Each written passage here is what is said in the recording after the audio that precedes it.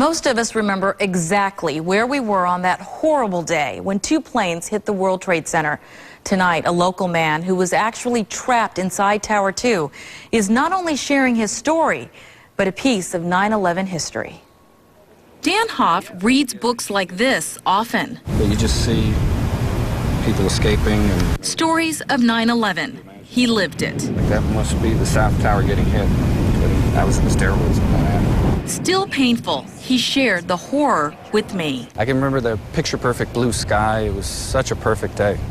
And then for that to happen, it was unbelievable. He was in the second tower on day 2 of training with Morgan Stanley on the 61st floor. He remembers taking a coffee break. And all of a sudden you heard an explosion, and then the windows cracked down on our side of our tower, and you kind of froze, and your brain's trying to figure out what's going on. And then I remember looking up, and I could see all these documents pouring out of the sky. It looked like a ticker tape parade. And then I walked over to the window and looked down and just saw fire and burning debris beneath us. Dan knew instinctively to get out, leaving everything behind. And you could only fit 3 people across in the stairwell, and people kept coming in beneath, so we were kind of wedged in there like sardines. He recalls making it to the 10th floor, still wondering what happened. The answer came. And we hushed down, and we hear over the PA, we heard World Trade Center 1 is hit, 2 is secure, and we're in 2. And I remember thinking, you know, thank God we're in 2. And then it seemed like 5 or 10 seconds later, boom, the second plane hit. Complete darkness, Dan recalls, but then a glimmer of hope.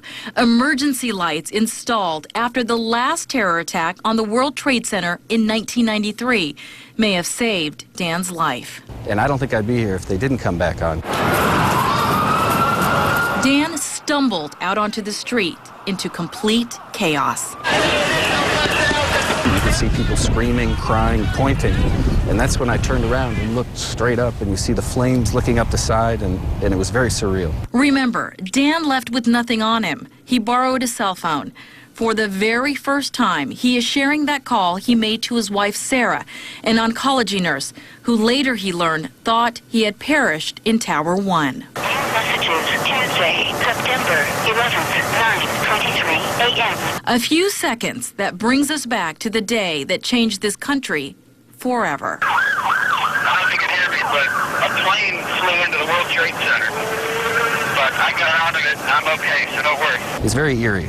It's my own little piece of 9/11. I asked, why would he want to be reminded? Survivor's guilt is real, and that's why you never want anyone to ever forget what happened, because otherwise they become sort of faceless victims. But he did survive. He is one of those stories. And on this anniversary, he will be in his community of Sarasota, sharing his story for one very important reason. But I never want it to happen again. That's the key. So that's why we have to be vigilant. He really was an amazing person, is an amazing person.